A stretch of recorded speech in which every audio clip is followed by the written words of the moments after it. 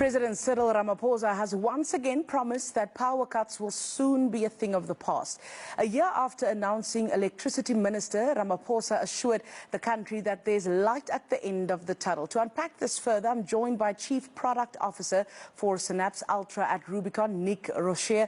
Nick, good afternoon. Thank you for joining us on eNCA. Before we get to green power, I would like to have your take on the President's approach to our electricity crisis during his SONA yesterday. Hi, good afternoon, Jenna. He said a lot of very positive things, and he reiterated that he thinks that we're close to the end of load shedding. But I think the proof is in the pudding. You know, South Africa's been here for a very long time, and we've heard this before. You know, shortly after his speech ended, we went to stage 4 load shedding. So I'm not sure that I fully share his sentiments on the state of the current power situation. Nick, one of the only tangible things that the President said yesterday, and I want to make sure I get it right, he said we're going to build more than 14,000 kilometers of new transmission lines to accommodate renewable energy over the coming years. What's your take on that? It's very important, fully supported, fully back it. It needs to be done. It's actually not news. It's been around for a while. We've had this on the table for a while.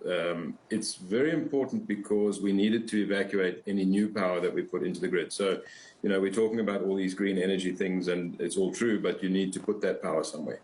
And that 14,000 kilometers is very important. We must do it. But again, we want a concrete plan. We want to, you know, we've heard about it. We heard about it last year, and it's been around for some time. We want to know what's the next steps. How do we make sure that it does get implemented and that it does end up being part of our grid? Now, we keep hearing experts say that green power is a very important part of the solution. How and where do you think green power can be injected into South Africa's grid immediately to actually help to reduce the impact of the power crisis? Yeah, it's a great question. Look, the reality is that green power is amongst the easiest types of power to inject into the grid. It's quickest, it's very cost effective, and you can deploy it relatively easily because you're reusing existing infrastructure if you're doing it as distributed green energy. So in other words, rooftop solar, that kind of thing. There's different ways to do it. The most, or the quickest and easiest is to do it on commercial and industrial buildings. It's very easy. You're using the existing infrastructure. You're using, you're injecting it in a distributed way. So it's not bulk injection at a single point like a power plant is, and that's good in several ways. You're also consuming it where you're using it, so your losses are less. There's benefits like that as well. So to answer your question, distributed renewable energy as much as possible, as fast as possible. Government needs to incentivize people to do it, and also not only incentivize but enable. Sometimes there are local red tape constraints, things like that. Particularly at Eskom, it can be quite challenging to follow the process fully. It's a little bit lumpy, you know, certain areas of the country it's very easy to do, and certain areas not so much, just from a red tape point of view. We heard the President yesterday praising the fact that we've doubled our rooftop solar capacity as South Africa. Let's look at some of the trends in solar PV installations and what these actually mean for our load shedding.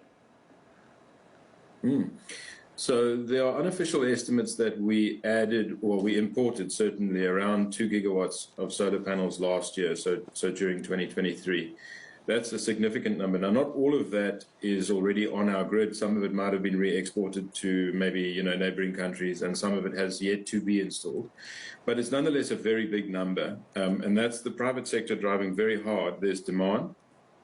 Both in terms of green energy, but also in terms of solving the power crisis, getting themselves to some extent self-sufficient.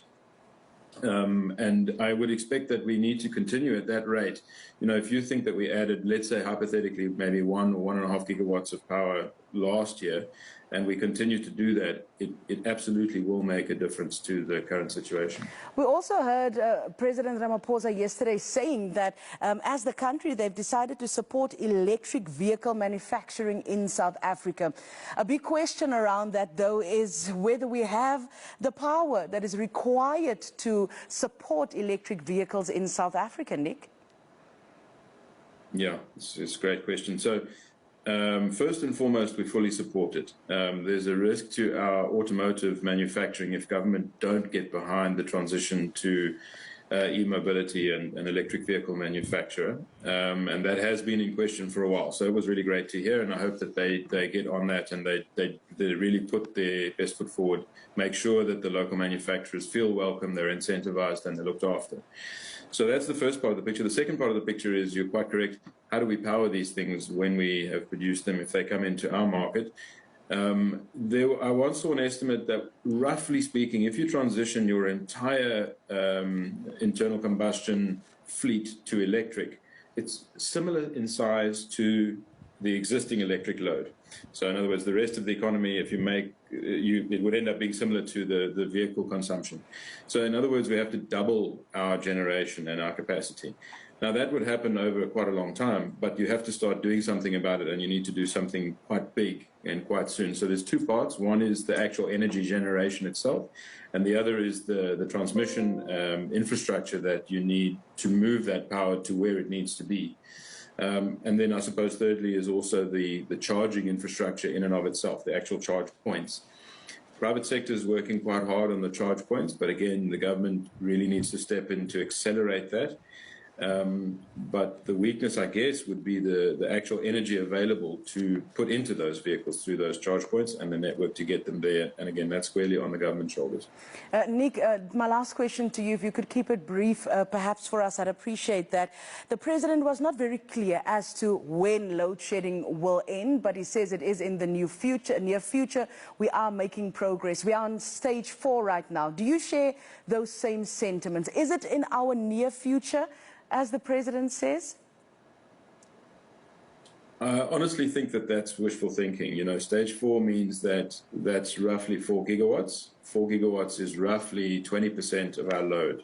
So we were 20% short of what we needed yesterday, on the very day that he said it's all looking great. So no, I don't fully share those sentiments. Maybe he knows things that are not public yet, but I think we have quite a long road to go. Well, thank you so much for joining us today on All Angles. That was Chief Product Officer for Synapse Ultra at Rubicon, Nick Roche. Still to come right here on eNCA, you're watching All Angles.